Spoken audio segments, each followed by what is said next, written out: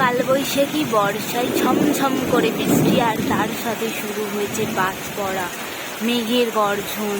কোথাও কোথাও একদম বিদ্যুৎ চমকানি দিয়ে বাজ পড়ছে, আবার মেঘের গর্জন।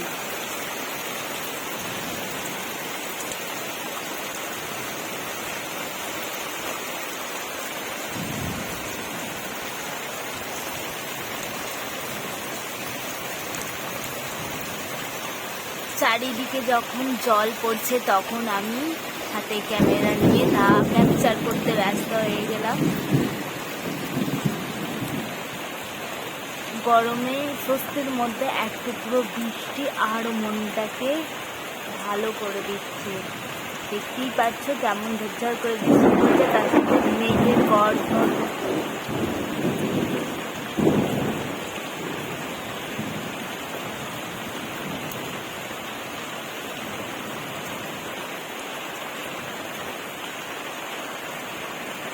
ছোটোবেলার দিনগুলো তখন কতই ভালো ছিল, হাতে মোবাইল ছিল না, কিন্তু খাতার পাতা ছিল। সেই খাতার পাতা দিয়েই আমরা কত নৌকা তৈরি করে জলে ভাসাতাম, কার নৌকা আগে যাবে এটা নিয়ে তখন করতাম।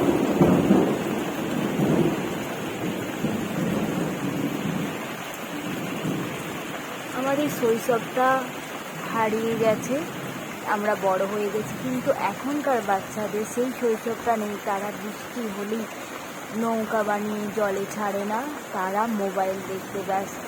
নেট না থাকলে তাদের প্রচুর কষ্ট।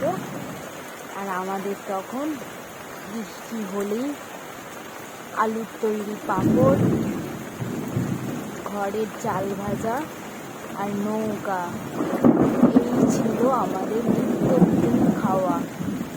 আর এখন তো আমরা সব আলু চিপস, কুরকুরে, লেস এইগুলো খেতেই ব্যস্ত।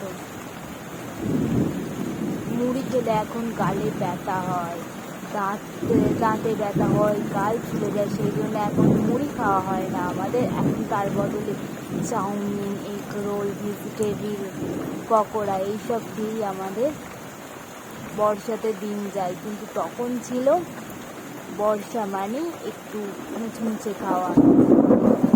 দেখতেই পাচ্ছি কিরকম বৃষ্টির সাথে সাথে মেঘের গর্জন।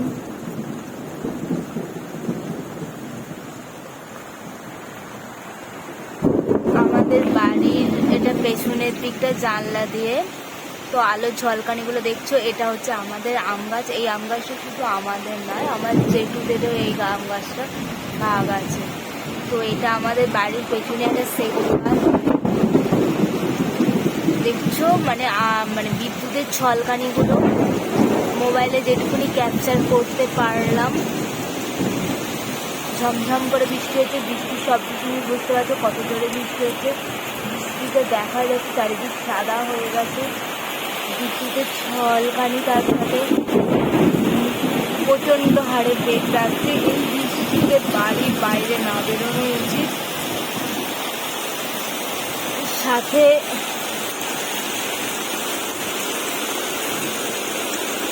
কেউ বাইরে না থাকাই ভালো, কারণ কখন বিদ্যুৎ চমকানিতে বাজ পড়লে মানুষ মারাও যায়। সেই জন্য এই ঝড় বৃষ্টি হলে কোনো ছাওয়া জায়গা থাকা উচিত। তো দেখতেই পাচ্ছ আলো, ভিডিওতে দেখানোর চেষ্টা করছি না, আলোর ঝলকানিগুলো মাঝে মাঝে দিচ্ছে। প্রচণ্ড জোরে বৃষ্টি হচ্ছে, তার সাথে